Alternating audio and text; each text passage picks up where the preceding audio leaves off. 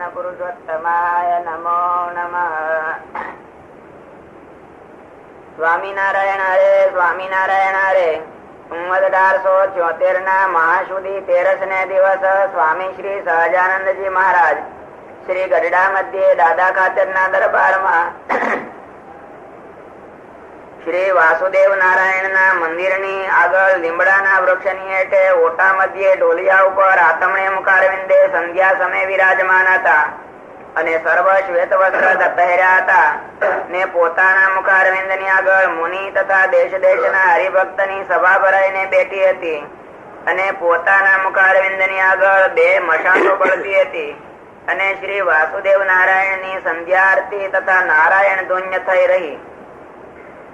પછી શ્રીજી મહારાજ બોલ્યા છે, સર્વે સાવધાન થઈને સાંભળો, એક વાર્તા કરીએ છીએ. ત્યારે સર્વે મુનિ તથા હરિભક્ત બોલ્યા છે, હે મહારાજ કહો. પછી શ્રીજી મહારાજ બોલ્યા છે, જે ભગવાન નો ભક્ત હોય તેને નિત્ય પ્રત્યે ભગવાન ની પૂજા કરીને સ્તુતિ કરીને ભગવાન પાસે એમ માગવું છે, હે મહારાજ, હે સ્વામી, હે કૃપા સિંધો, હે શરણાગત પ્રતિપાલક, કુસંગી થકી મારી રક્ષા કરજો. એ કુસંગી 4 પ્રકારના છે. એક કુડાપંથી, બીજા શક્તિપંથી, ત્રીજા શુષ્ક વેદાંતી અને ચોથા નાસ્તિક. એ 4 પ્રકારના કુસંગી છે.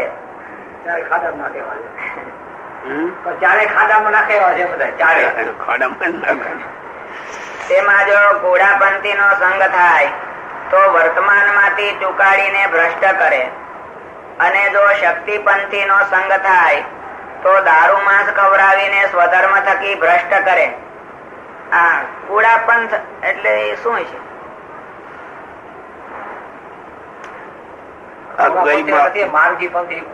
માર્ગી લખો, પણ એના ભેદ બધા એ ફેલ ફતુરી બીજા ત્રીજા એને કઈ આડું નિયમ ધર્મ એક બસ ઓલું રામ નામ નું ભજન કરે, બાકી ફેલ ફતુર બધા કરે.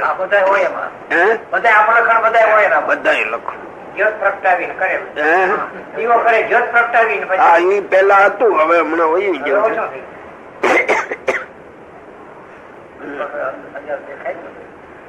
અને જો શક્તિપંથી નો સંગ થાય તો દારૂ માંસ ખવડાવીને સ્વધર્મ થકી ભ્રષ્ટ કરે, અને જો શુષ્ક વેદાંતી નો સંગ થાય તો ભગવાન નું ધામ તથા ભગવાન નો જે સદા દિવ્ય આકાર તથા ભગવાન ના અવતાર ની મૂર્તિઓના જે આકાર તે સર્વેને ખોટા કરીને ભગવાન ની ભક્તિ ઉપાસના તે થકી ભ્રષ્ટ કરે.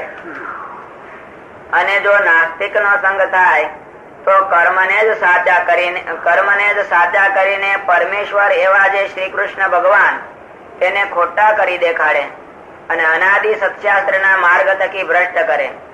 માટે ભગવાન ની પાસે માગવું છે, એ 4 પ્રકારના માણસ નો કોઈ દિવસ સંગ થશો નહીં. અને વળી એમ પ્રાર્થના કરવી છે, હે મહારાજ, કામ, ક્રોધ, લોભ, મોહ, અહંકાર, ઈર્ષા અને દેહાભિમાન એ આદિક જે અંતઃ શત્રુ તે થકી રક્ષા કરજો અને નિત્ય તમારા ભક્ત નો સમાગમ દેજો. એવી રીતે નિત્ય ભગવાન ની પ્રાર્થના કરવી. કામ ક્રોધ આદિ કયા ને એના થકી રક્ષા કરજો. એટલે શું? એટલે એની પ્રવૃત્તિ અમારાથી ન થઈ જાય, એની પ્રવૃત્તિ અમારાથી ન થઈ જાય એવી બુદ્ધિ દેજો. એમ એના થકી રક્ષા કરજો. રક્ષા એટલે હામો દુશ્મન ઉભો હોય તો રક્ષા હોય ને. એવું એટલે એને દુશ્મન રૂપ માનતા ન હોય મોટા ભાગે. આવી જાય દુશ્મન માને ને બધા માને નહીં. એનાથી રક્ષા માગે કોઈ?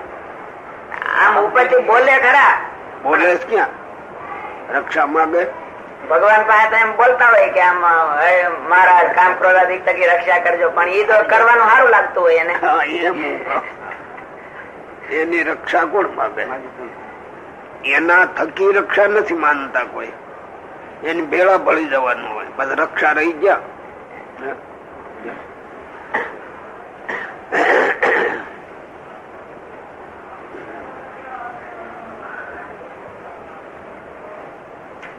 ભેળું મળી જવાય ને.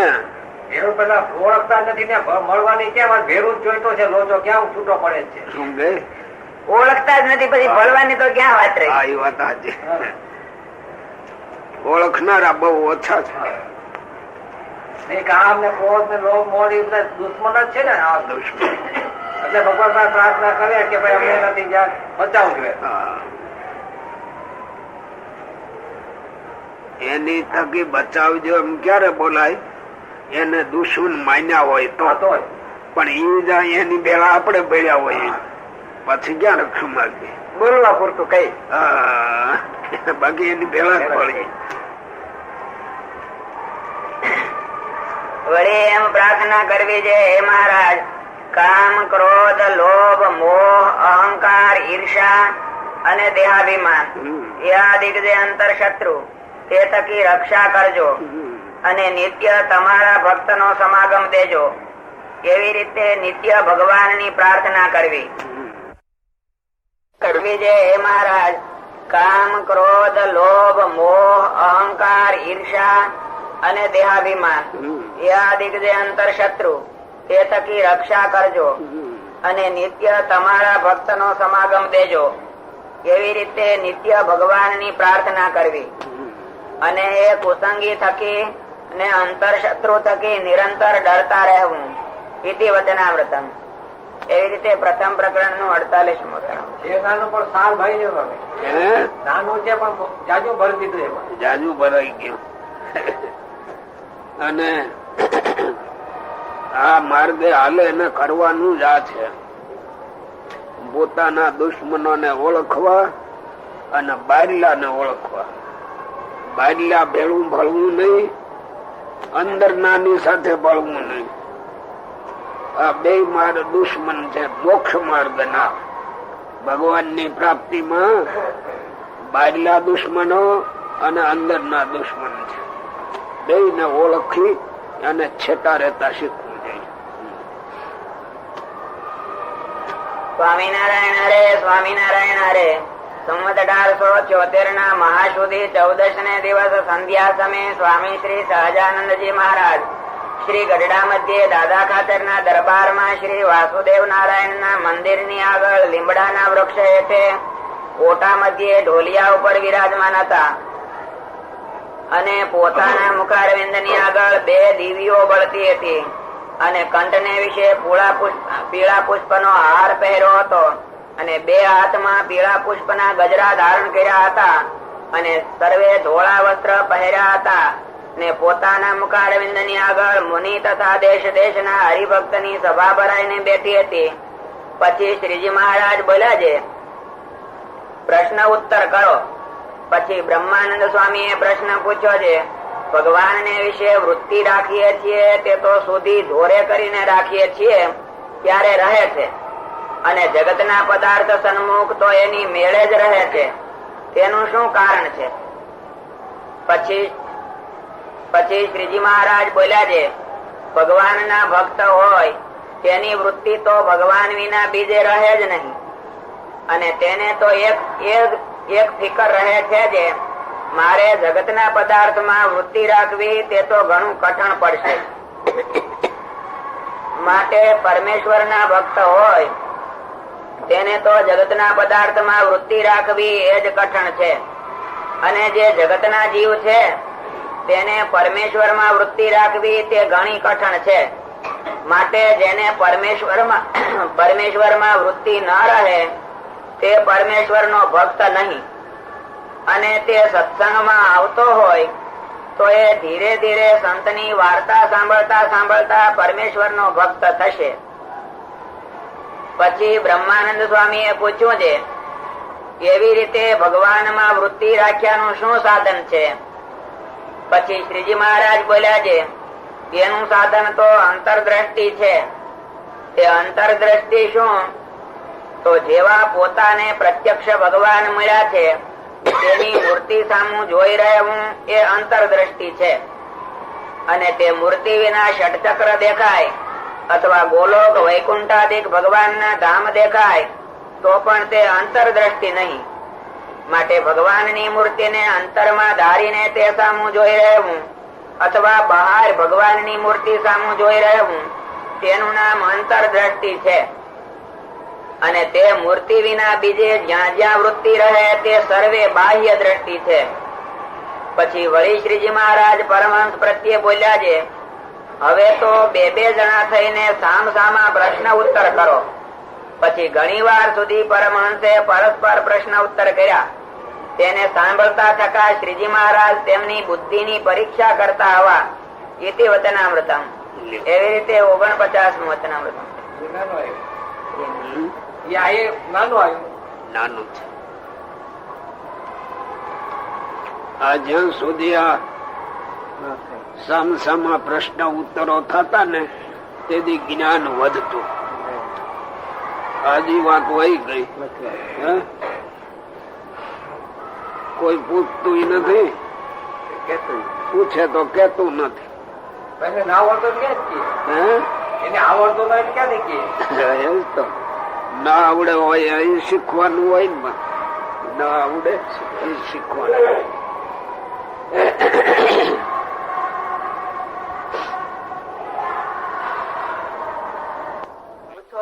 કઈક મનમાં થોડુંક એવું આગ્રહ રહે કે સ્વામી કે છે તો કઈક હરખો જે જવાબ આવે તો એ માટે ચાઈત રાખી કઈક વચનામૃત વાંચી એના ઉપરથી કઈક કરી ને. આ વચનામૃત આગળ 2 વાંચી નાખ્યા. આમ સમજાય એવાય છે, પણ ઊંડાણ થી સમજવામાં તો વૃત્તિ ખૂટાડે તો આવે, નકર ન આવે. અંદર ના શત્રુઓ અને બહાર ના શત્રુઓ બે ની સામે લડાઈ લેવાની આ વાત.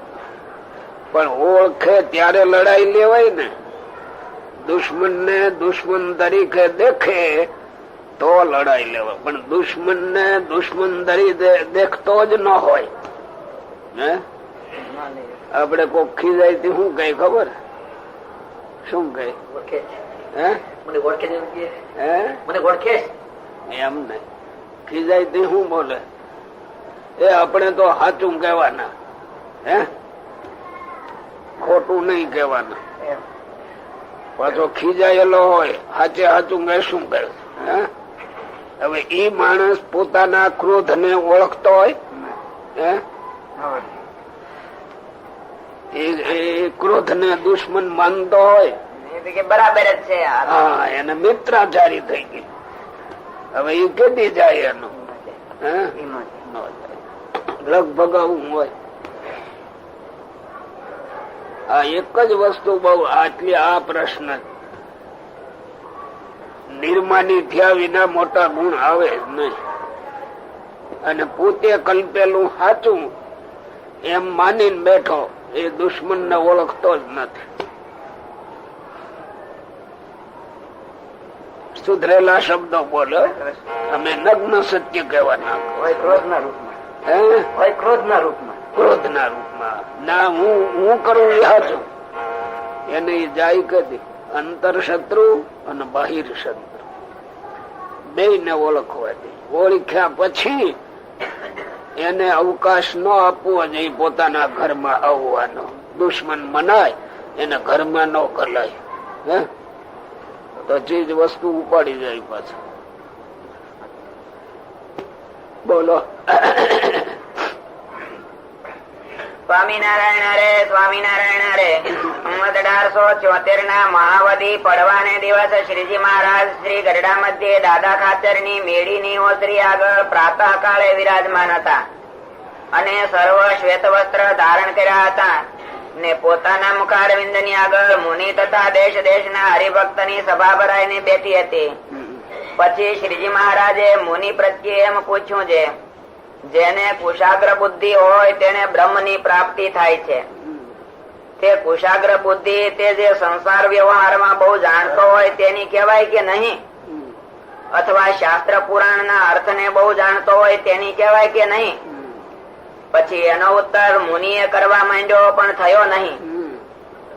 ત્યારે શ્રીજી મહારાજ બોલ્યા છે, કેટલાક તો વ્યવહારમાં અતિ ડાયા હોય તો પણ પોતાના કલ્યાણ ને અર્થે કઈ જતન કરે નહીં, તથા કેટલાક શાસ્ત્ર પુરાણ ઇતિહાસ તેના અર્થ ને સારી પેઠે જાણતા હોય તો પણ પોતાના કલ્યાણને અર્થે કઈ જતન કરે નહીં. માટે એને કુશાગ્ર બુદ્ધિ વાળા ન જાણવા, એને તો જાડી બુદ્ધિ વાળા જાણવા. અને જે કલ્યાણને અર્થે જતન કરે છે તેની બુદ્ધિ થોડી છે તો પણ તે કુશાગ્ર બુદ્ધિ વાળો છે. અને જે જગત વ્યવહારની કોરે સાવધાન થઈને માંડ્યો છે ને તેની બુદ્ધિ અતિ ઝીણી છે તો પણ તે જાડી બુદ્ધિ વાળો છે. તે ઉપર ભગવદ ગીતાનો શ્લોક છે જે યા નિશા સર્વભૂતાનાં તસ્યામ જાગૃતિ સંયમી યસ્યામ જાગૃતિ ભૂતાની સા નિશા પશ્યતો મુનેહ.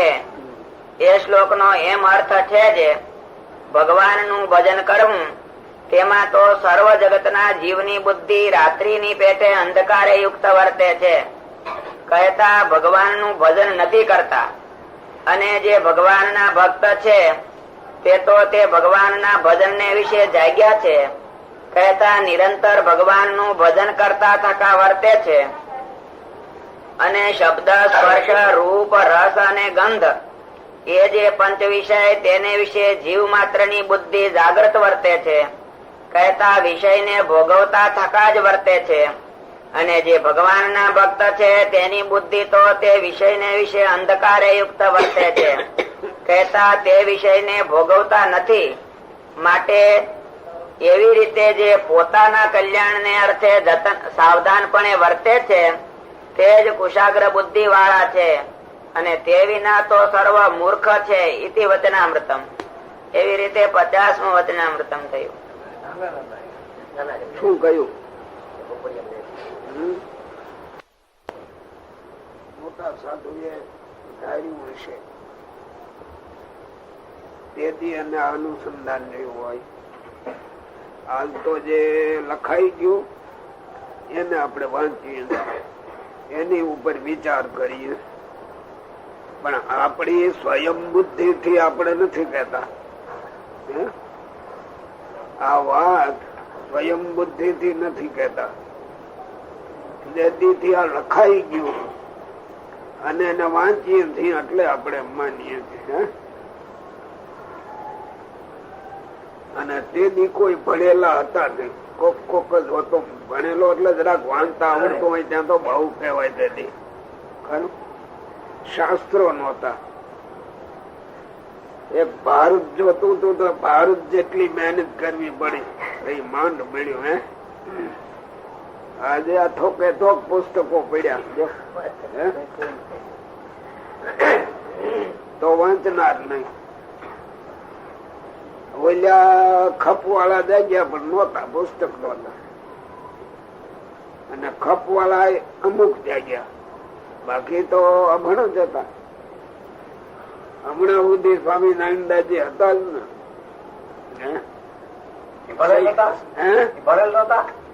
સહી કરતા આવડતું નતું. અને સહી કરે તો એટલી કરે નારાયણ દા બસ થઈ. સહી નહીં નારાયણ એમ નહીં, નારાયણ દા એટલું જ કરતા. પણ હજારો જીવોને બ્રહ્મરૂપ કરી મેળતા. જો આજ તો એક નાના છોકરા કેટલું મળી ગયા હોય ભાઈ. અને તેથી એવા બધાની વચમાં લખાયું છે. હવે તો આપણે વાંચીને આપણા હૃદયમાં તપાસી અને મેળવતા શીખવું જોઈએ. જેટલા દિવસો ગયા એ ભલે ગયા, ભૂલમાં ગયા કે હારા ગયા, એ ગયા. હવે જવા ન દેવા તો આ વાત બરાબર. ગયા એ તો ગયા, હવે ન જવા દેવા. જિંદગી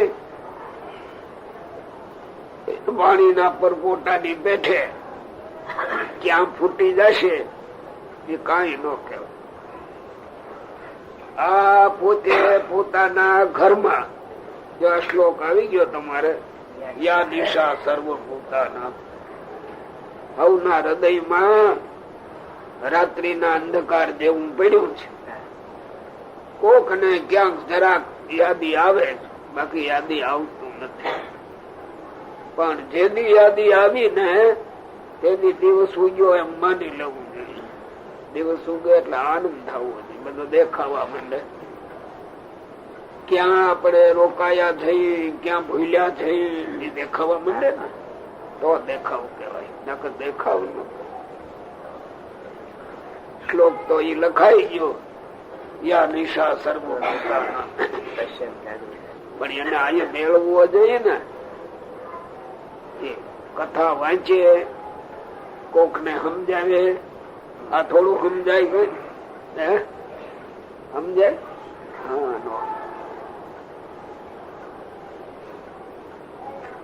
હા તમે બોલો.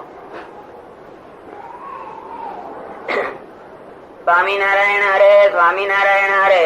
સંવત 1876 ના મહાવદી બીજ ને દિવસ રાત્રિ ને સમયે સ્વામી શ્રી સહજાનંદજી મહારાજ શ્રી ગઢડા મધ્યે દાદા ખાચર ના દરબારમાં શ્રી વાસુદેવ નારાયણ ના મંદિર ની આગળ આથમણે દ્વાર ઓરડાની ઓસરીએ ઢોલિયા ઉપર વિરાજમાન હતા અને ધોળો સુરવાળ પહેર્યો હતો અને ધોળો અંગરખો પહેર્યો હતો ને માથે ધોળી પાગ બાંધી હતી અને પોતાના મુખારવિંદ ની આગળ તથા દેશ મુનિ તથા દેશ દેશના હરિભક્ત ની સભા ભરાઈને બેઠી હતી. પછી શ્રીજી મહારાજ બોલ્યા છે, કઈ પ્રશ્ન પૂછો. પછી પૂર્ણાનંદ સ્વામી એ પ્રશ્ન પૂછ્યો છે, 10 ઇન્દ્રિયો તો રજોગુણ ની છે અને 4 અંતઃકરણ છે તે તો સત્વગુણ ના છે. માટે સર્વે ઇન્દ્રિયો ને અંતઃકરણ તે તો માયિક છે ને ભગવાન તો માયાથી પર છે. તેનો માયિક અંતઃકરણે કરીને કેમ નિશ્ચય થાય?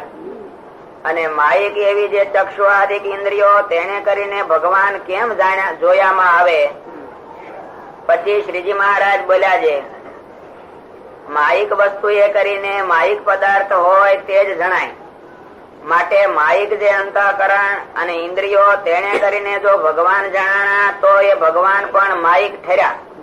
એ રીતે તમારો પ્રશ્ન છે?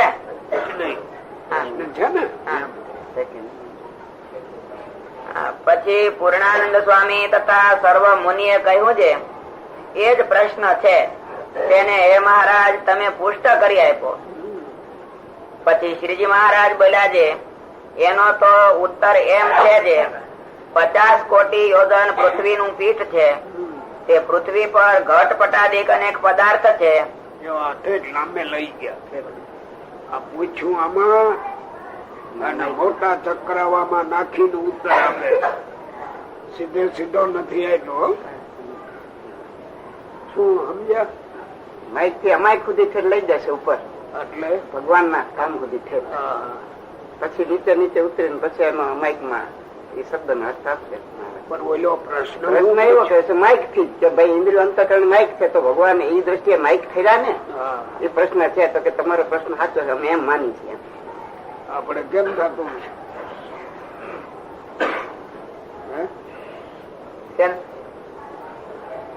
આપણા ઇન્દ્રિયો અંતઃકરણે કરીને આપણે માપીએ છીએ બીજેથી. આપણા ઇન્દ્રિય મપાઈ ને ભગવાન આમાં એમ છે કે માયિક ઇન્દ્રિય અંતઃકરણે માપી ન શકાય એમ કે આ બધું કરીએ છીએ હું થશે.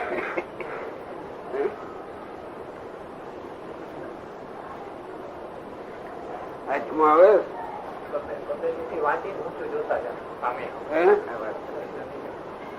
શું બનવું ભાઈ? માઇક માં જ છે ને, માઇક થી જોઈ છે એટલે તો એ માઇક થતા નથી.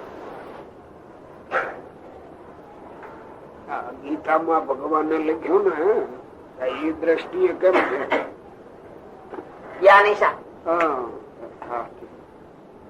અજવાળું છે અંધારું છે, અંધારું અજવાળું છે અંધારું. મસ્તી કરીએ તો અંજવાળું થાય, બાકી તો અંધારું જ છે.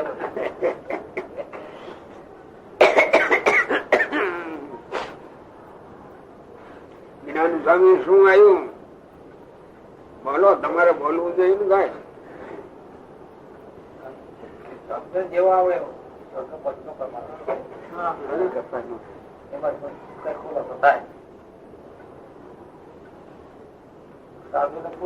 બોલતા તમે આ સાધુ ને બધાને પૂછો પણ કોઈ બોલતા જ નથી. એ તમે બરાબર તમારે થકવું જોઈએ. આપણો ધકતો નથી કોઈ. નહીં તો કોઈ બરો વાત છે. આપણે આ વિચાર આવતા છે હંમેશા. આવે નહીં. હા, પૂજા કરતા હોય, દર્શન કરતા હોય, માનસી કરતા હોય તો આ વિચારો આવે ખરા? ત્યાં સુધી કામ કેમ થાય? જરા આંખ્યું વીતી લીધી એટલે માનસી પૂજા થઈ ગઈ ને. વિચાર કરો.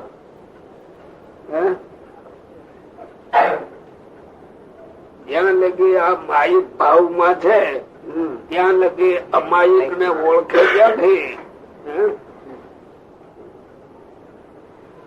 અમાયિક ભાવ લાવવો હોય તો માયિક ભાવ ઓછો કરવો જોઈએ તો અમાયિક આવે. પણ માયિક ભાવ માં જ ડૂબેલા બેઠા છે એમાં અમાયિક ભાવ આવે ક્યાંથી? કેમ ન આવે ખબર? નક્કી કર્યું કઈ? માઇક ભાવમાં બેઠા છે એટલે કલ્પનાઓ બધી હામી વસ્તુમાં માઇક ની થાય એટલે તો ઉલટું અમુક નો દ્રઢ માઇક ભાવ ની દ્રઢતા થાય પણ એ જાય હટે નહીં. ના, એમાં માયિક ભાવ કલ્પવાનો. અમાયિક છે એમાં માયિક ભાવ કલ્પાય છે એટલે ઉલટી બુદ્ધિ મલિન થઈ. શું? ઉલટી મલિનતા આવે. એ માનસી પૂજા કરવા બેસો ને ઉલટું માયિક ભાવ વધે છે. કલ્પના માયિક ભાવ ને એટલે અમાયિક ભાવ આવે ક્યાંથી? કલ્પનામાં પેલો અમાયિક ભાવ કલ્પવો જોઈએ. કરો છે કેમ કલ્પવો? હે? કલ્પવો કેમ? કલ્પવો તો પોતાને કલ્પવાનો ને. હે? એટલે કેવા સારે હે? બોલો બોલો. રસ્તો એનો ભૂલતો નથી કેવી રીતે કલ્પવો એમ.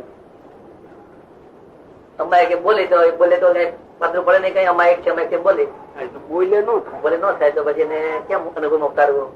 દેખવું જ નથી કઈ. ભાવના પ્રગટ થવી જોઈએ ને. તો ખ્યાલ આવે હે? એ થવું જોઈએ.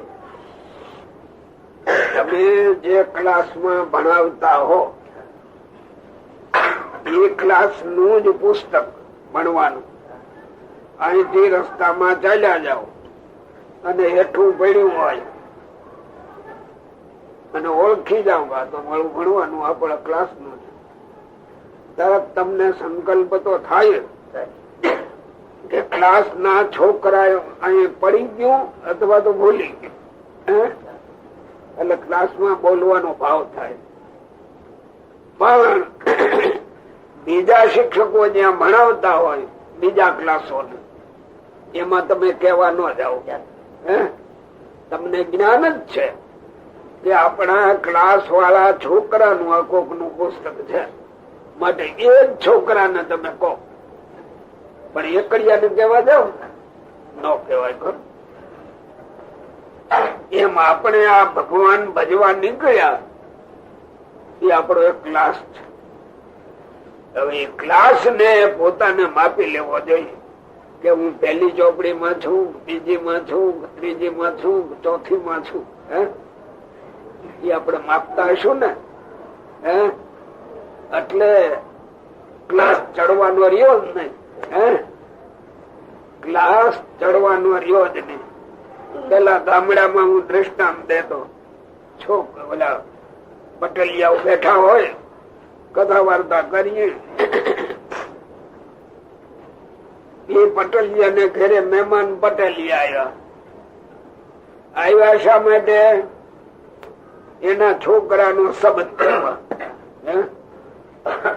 એટલે પટેલ ને ઓલા પૂછે તમારો દીકરો કેટલું ભણ્યો છે, શું ભણે છે?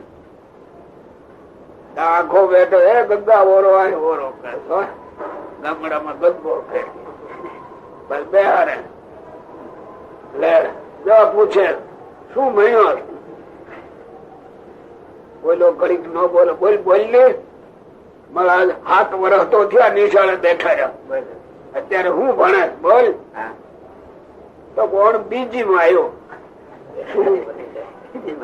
બીજી માં 7 વર્ષ ત્યાં ભણે છે અને ઓણ બીજી માં આવ્યો. સમજે ને? એટલે એમાં બધું માપ આવી ગયું ને. છોકરો કેવો હોશિયાર છે. વર્ષ 7 થયા ભણે છે. એનો મા બાપ ગામડાનો ભોળો હોય. હા જો બોલ્યો હો અમારો છોકરો જો બીજી ભણે. પછી એવડો વખાણ કરે તો એલો માને. આપણે આ ભગવાન ના માર્ગ માં ક્યાં ધોરણ માં ખતીએ એમ જઈએ.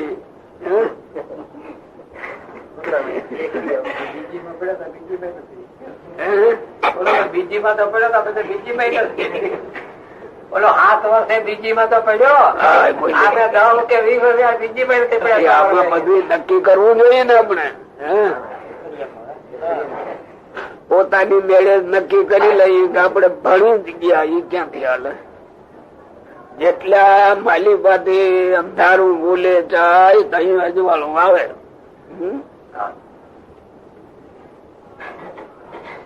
કેમ વિચાર કરવા માંગ્યો. ગામડામાં ફરતો ને ત્યારે આવી ગામડામાં વાતો કરીએ ને કટલિયા રાજી થાય.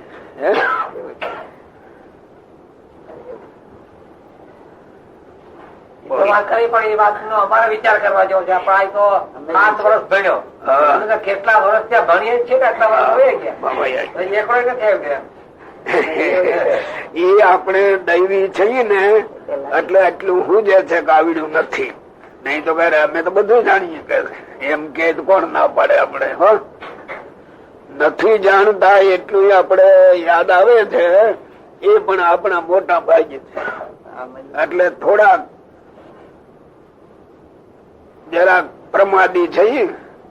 બહુ દાખલો કરતા નથી. દાખલો કરવો મેં વાત કરી હતી 1-2 ફેરે યાદ હોય તો. છેદ ઉડાડતા શીખવો છે. ઉડાડીએ કોઈ દી કાયમ છેદ ઉડાડવો પડે.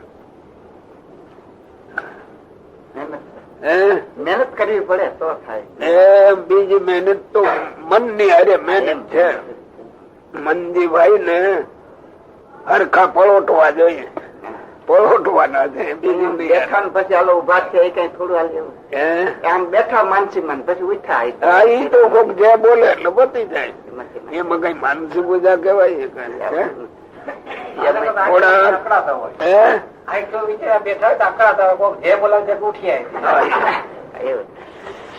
પણ આપણે આ માર્ગે ચાલવું હોય તો થોડુંક યાદી તો કરવી પડે ને. યાદી કરવી એ છેદ ઉડાડવાની વાત. દેહ ભાવ ઓછો થાય, આત્મભાવ કેળવાય. અને પછી જેનું ધ્યાન કરો છો એમાં માયિક ભાવ ઓછો કરીને અમાયિક ભાવ કલ્પવાનો. અને પોતાનામાં પાછું આ ભાવ બદલે દેહ ભાવ ઓછો હોય અને આત્મભાવ વધે. સામામાં અમાયિક ભાવ લાવવો જોઈએ ભગવાનમાં. અને પોતાનામાં દેહ ભાવ છે એને કાઢવો જોઈએ. અમે બે બાજુ છેદ ઉડાડે ને કઈ ભેળું થાય ને ભેળું થાય ને. બે બાજુ થી છેદ ઉડાડવો. આ છેદ કેવાય. બે બાજુ થી હોય. બે બાજુ થી. એક બાજુ નો હાલે. તમે એક બાજુ કરી દેહ ભાવ મટાડી આત્મભાવ વધારતા શીખે. જયારે વધારે એટલે બોલે એમ નહી. એને એ ટાણે કઈક વિક્ષેપ આવે તરત આત્મભાવમાં વયું જવું પડે તો એનો વિક્ષેપ ન નડે. અને દેહ ભાવ જો હોય તો વિક્ષેપ નડે. તો વિક્ષેપ નડે. એટલે દેહ ભાવ અને આત્મભાવ એ બે વચ્ચે અંતર છે. સામા ભગવાન ની મૂર્તિ હોય, છબી હોય. આજ મૂર્તિમાન નથી અહીંયા એટલે મૂર્તિ હોય. એમાં આપણી દ્રષ્ટિએ માયિક ભાવ હોય એ કાઢવો જોઈએ. તો છેદ ઉડાડ્યો કેવાય. છેદ તો માસ્તરો જાણે ને છેદ ઉડાડવાનું. હે કેમ ખબર છે? છેદ ઉડાડવાનું. બોલો શું કહ્યું? ગણિત ની વાત આવડે ભલે ની ગણિત ની છેદ ઉડાડતા છો ને તો ઠીક. તમને તો ખબર હોય ને. ગણિત ની તો ખબર હોય પણ આની આ ગણિત છે ને. આ ગણિત આ જુદું છે ને થોડુંક ગણિત. આ જુદું તો હોય થોડું. છેદ ઉડાડતા શીખવું.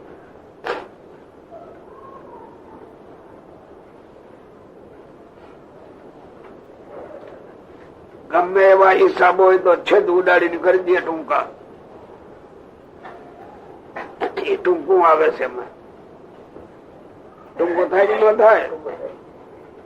એમ આ બધું આ જગત માં બધું લાંબુ લાંબુ છે એને ટૂંકું કરવું હોય તો છેદ ઉડાડતા શીખવો જોઈએ. સારું લ્યો. દેહ ભાવ ઓછો કરી આત્મભાવ કેળવે અને પેલામાં માહિક ભાવ ઓછો કરી અમાયિક ભાવ લાવે અને એ મનના સ્થિર વૃત્તિમાં ગોઠવે પાછું પોતાની વૃત્તિમાં.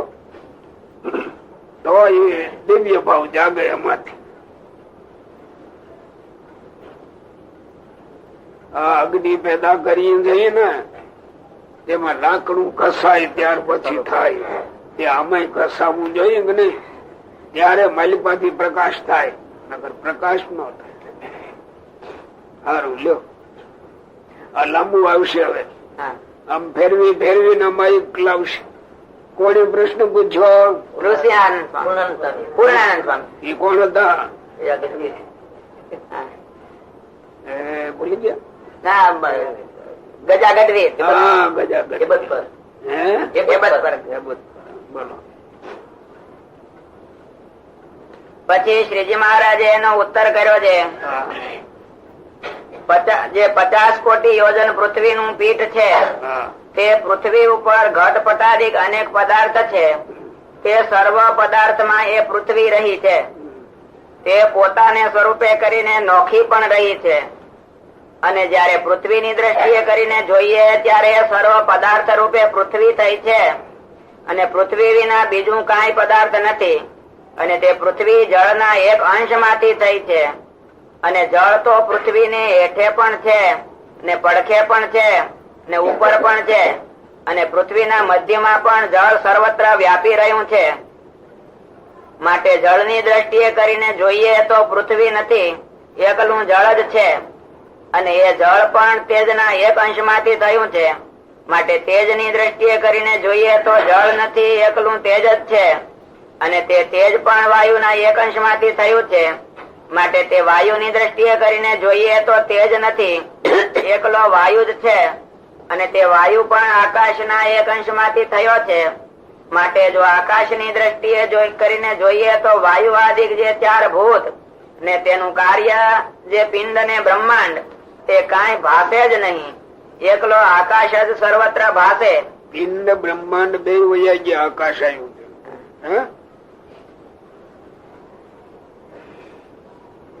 દેખાય ને બધા?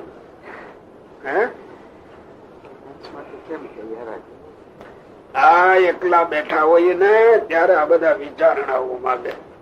આપણે બે કર્યા કરવો પડે. બધા અંશ માંથી પ્રગટ કેવી રીતે થયા એ તો કઈ બોલી ગયા એમ દેખાણું પડે. કેમ થાય?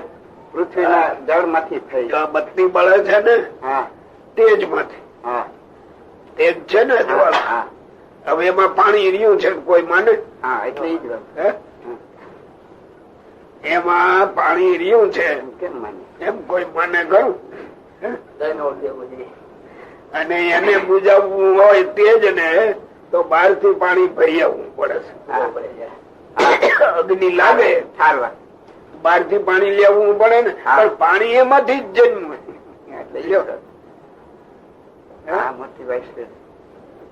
છતાં ઈ અગ્નિ ને બુજાવવો જોઈએ ત્યારે પાણી બહાર થી ભરી આવવું પડે છે. આ બધું ગળે કેમ ઉતરે? આ મોક્ષ માર્ગ નું આવું છે.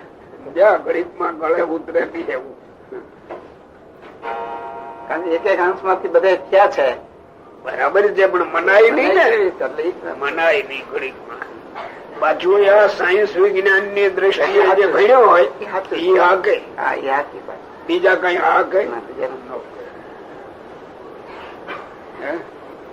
ત્યાં મોક્ષ માર્ગ નું એવું છે, એ માયિક અને અમાયિક ભાવ એ પેલો જીવમાં ઉતરવો જોઈએ.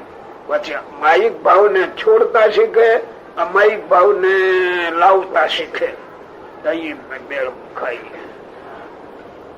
પણ એ બીજું એમાં કઈ બીજું લાવવા કઈ દોડા બાંધવા ન પડે. હંમેશા મનન દ્વારા બ્રહ્મ નો સંગ થાય. મનન દ્વારા.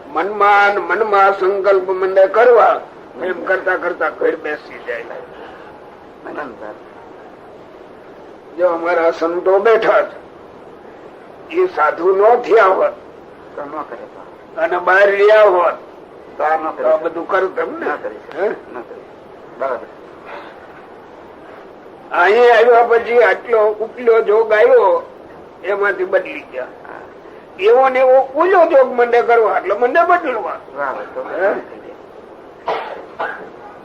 પણ આ રોટલી વણવી ને રોટલો કરવો ને ખીચડી કરવી, લાડવા બનાવવા ને જો એ તો બધાને આવડી ગયા ને. હે?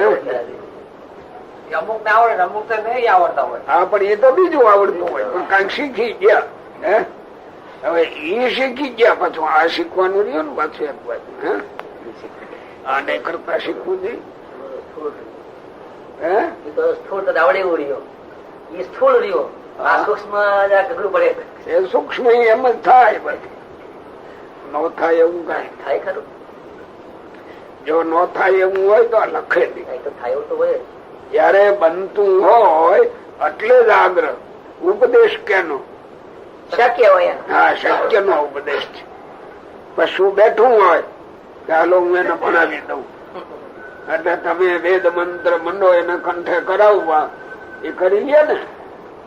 શક્ય નથી ત્યાં. આ મનુષ્યમાં બધી શક્તિ પડી છે, જેને જગાડવી હોય એ જાગે. દરેક માં જેને મૂર્ખ કહીને એમાં શક્તિઓ પડી છે. જગાડનાર અને જાગનાર એ બે ની વૃત્તિ એક થાય એટલે જાગી જાય. જગાડનાર ગમે એટલો હોય, પણ જાગનાર ને નથી જાગવું તો ન જાગે. જો માનવી માત્ર જો સુકાનંદ સ્વામી ને વખાણીએ જઈએ ને, સુકાનંદ સ્વામી પણ વાત સાંભળી કઈ હાવ ભોળા સાધુ હતા. શું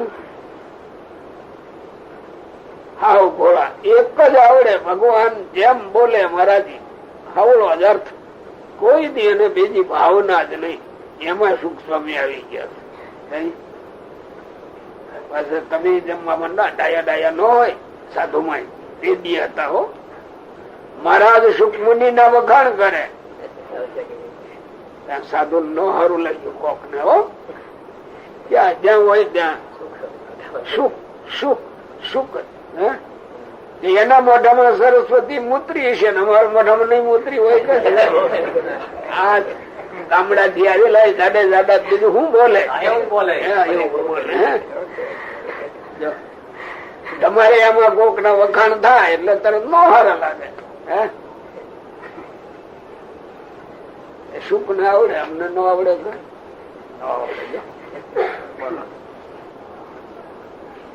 અને એ આકાશ પણ તામસા અહંકાર ના એક અંશ માંથી ઉત્પન્ન થયો છે.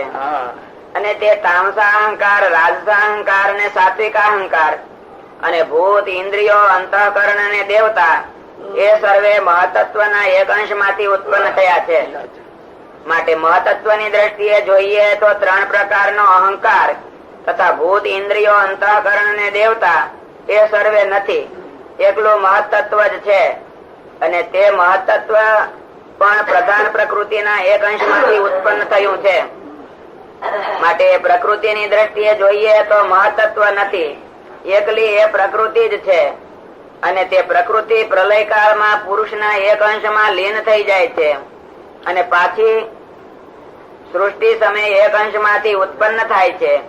માટે પુરુષની દ્રષ્ટિએ કરીને જોઈએ તો એ પ્રકૃતિ નથી, એકલો પુરુષ જ છે.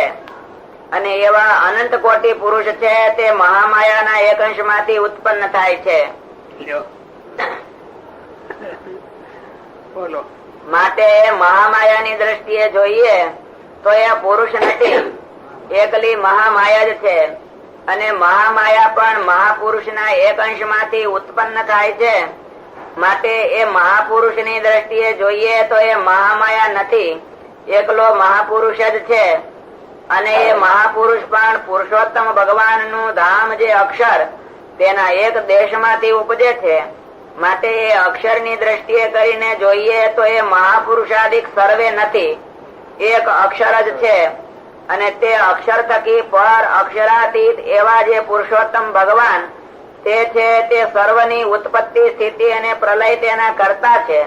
અને તે સર્વના કારણ છે. અને જે કારણ હોય તે પોતાના કાર્યને વિશે વ્યાપક હોય અને તેથી જુદું પણ રહે. માટે એ સર્વના કારણ જે પુરુષોત્તમ ભગવાન તેની દ્રષ્ટિએ કરીને જોઈએ ત્યારે એ પુરુષોત્તમ ભગવાન વિના બીજું કાંઈ ભાસે જ નહીં. એવા જે ભગવાન તે જ કૃપાએ કરીને જીવના કલ્યાણને અર્થે પૃથ્વીમાં સર્વ મનુષ્યને પ્રત્યક્ષ દર્શન આપે છે. ત્યારે જે જીવ સંતનો સમાગમ કરીને એ પુરુષોત્તમ ભગવાનનો આવો મહિમા સમજે છે ત્યારે એના ઇન્દ્રિય થાય છે. જેમ હીરે કરીને જ હીરો વેંધાય છે, હીરે કરીને જ હીરો વેધાય છે. જો ઈ નક્કી કરવું છે, વેધાય હતું વેધાય. સ્વામિનારાયણ સ્વામિનારાયણ બોલો. વેધાય પણ નક્કી કરી રાખ્યું એ તો બોલે એટલે દવે થાય. પારખવું, પારખવું વેધાય એટલે શું? પારખવું. વેધાય એટલે પારખવું એમ. અને વેંધાય એટલે એ તો આમ વીંધી નાખવું, સોય થી વીંધે એવી રીતે. તમે તો વેંધાય બોલ્યા ને. મીંડું છે એટલે બહુ પણ એ એનો વાગે એને છપાયું હશે. બહુ જુદું જ બોલાતો.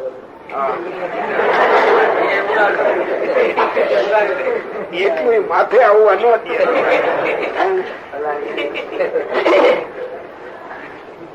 જેમ હીરે કરીને જ હીરો વેધાય છે પણ બીજા વતે નથી વેધાતો, તેમ ભગવાન તમારો કસનો લીટો તાણો ને એનાથી હોનું મપાય ને.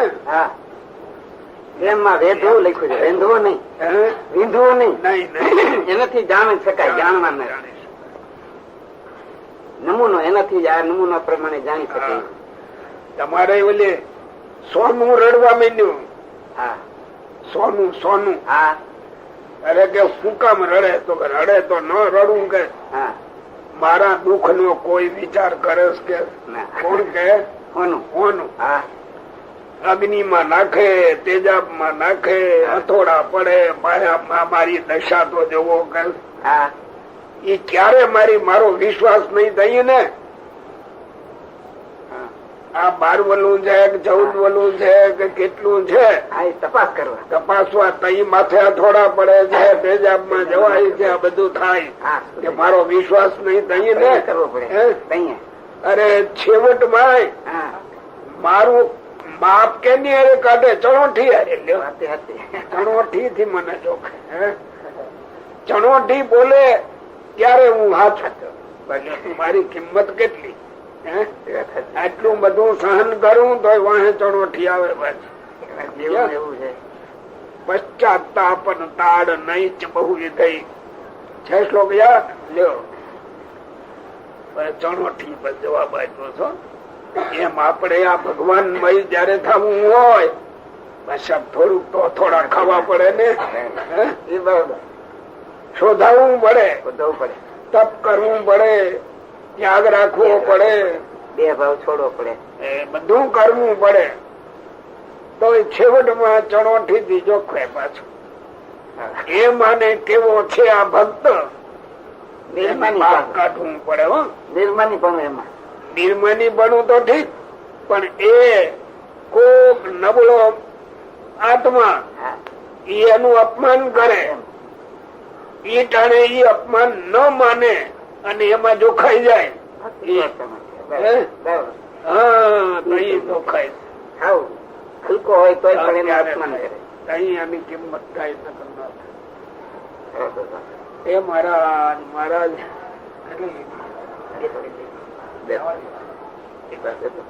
નાય પૂરું થઈ ગયું. બોલો. તેમ ભગવાન નો નિશ્ચય તે ભગવાન વતે જ થાય છે અને ભગવાન નું દર્શન પણ ભગવાન વતે જ થાય છે. લ્યો આ મહિમા જેદી ભગવાન નો જાણ્યો પછી એમ જયારે ભગવાન મને માને આના ઇન્દ્રિયો અંતઃકરણ માયિક મટીને અમાયિક થાય. ભગવાન નું એ આપણું એને બરાબર હરકું સમજાઈ ગયું હોય ત્યાર પછી આના ઇન્દ્રિયો બદલી જાય. હજી એમ બોલે નો બદલો એ તો કરે તો બદલે. એ અભ્યાસ કેમ કરવો? બોલો જેવો થાય જો તમે ભણાવો છો સાધુ ને ખરું, બીજા ઘણા ભણાવે. એને જો વિદ્વાન થવું છે તો જરૂર તમારામાં એને પૂજ્ય બુદ્ધિ રાખવી જ પડે. શું એક વિદ્વાન થવાનું, બીજું નથી કહેતો. કઈક બે ગુણ શીખવા તો એનો મહિમા એને જાણવો જોઈએ ને.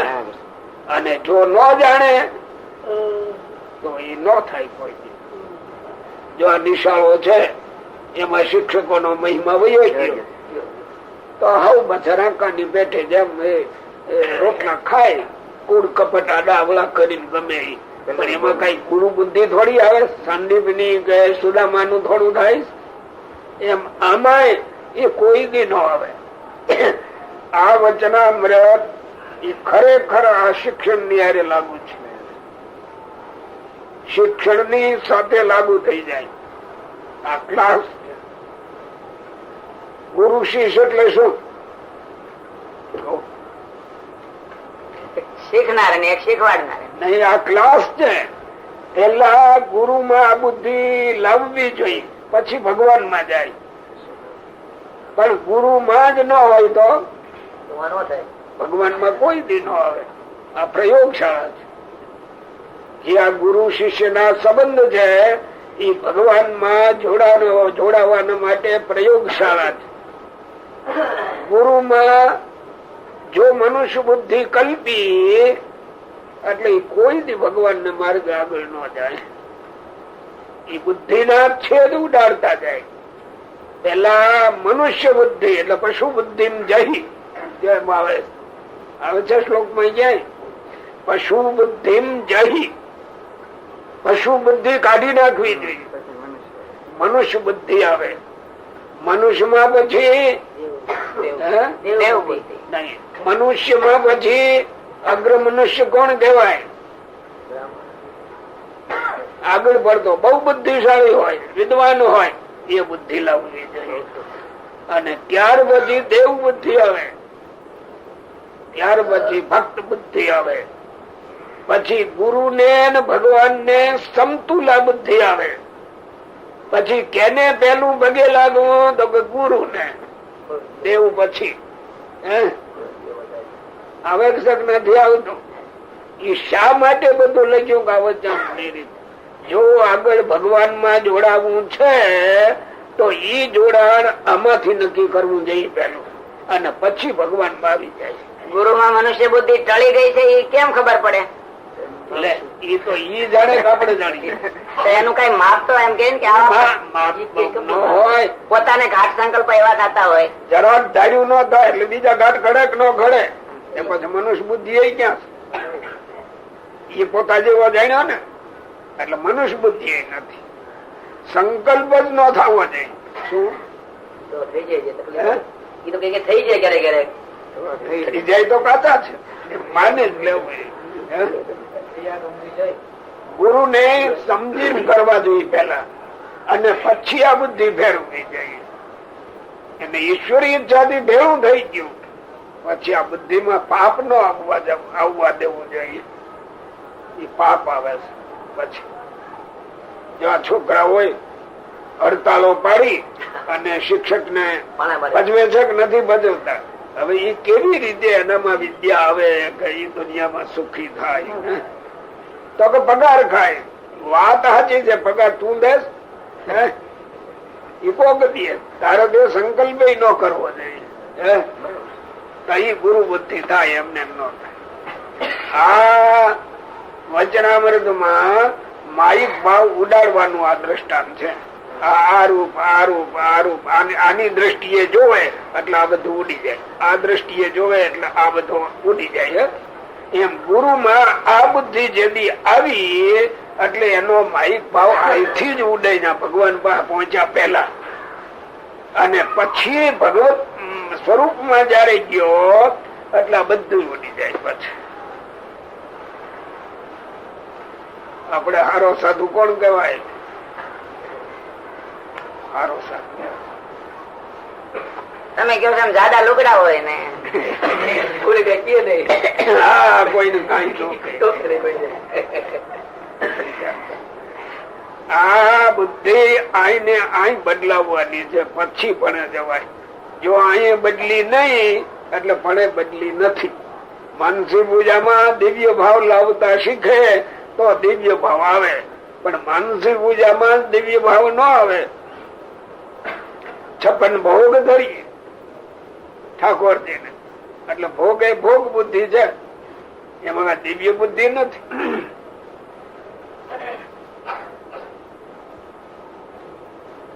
થઈ ગયું પૂરું? થોડુંક વાત. 2 લીટી. પણ અને ભગવાન નું દર્શન પણ ભગવાન વતે જ થાય છે. શું ભગવાન નું દર્શન ભગવાન ને જોવા હોય તો ભગવાન મેળવવા પડે. શું મેળવાતા નથી? બુદ્ધિ પલટાવવી જોઈએ. બુદ્ધિ પલટાવે ગુરુ માં જ ભગવત બુદ્ધિ લાવે. તઈ ઓલો ભગવાન દર્શન દેશ નગર દેતા નથી. આ જે આ બંધ કે બીજા છે એ ગુરુ ને બહુ પૂજાવે. શું કામ? આવા ભાવ થી. જોકે એને એ ભાવ ની ખબર નથી. એ તો એમાંથી મેળવવા માટે આ બધું કરે છે. વાત સાચી, વાત એવી જ હોવી જોઈએ, બુદ્ધિ પણ એવી જ હોવી જોઈએ. પણ એ લોકો પોતાના સ્વાર્થમાં એનો ઉપયોગ કરે, એમાં ભગવત બુદ્ધિ ન થાય. બોલો પછી. અને પણ માહિક એવા જે ઇન્દ્રિય અંતઃકરણ તેને કરીને નથી થતો. અને એમ વાર્તા કરીને શ્રીજી મહારાજ જય સચ્ચિદાનંદ કહીને પોતાને ઉતારે પધાર્યા. ઇતિ વચનામૃતમ.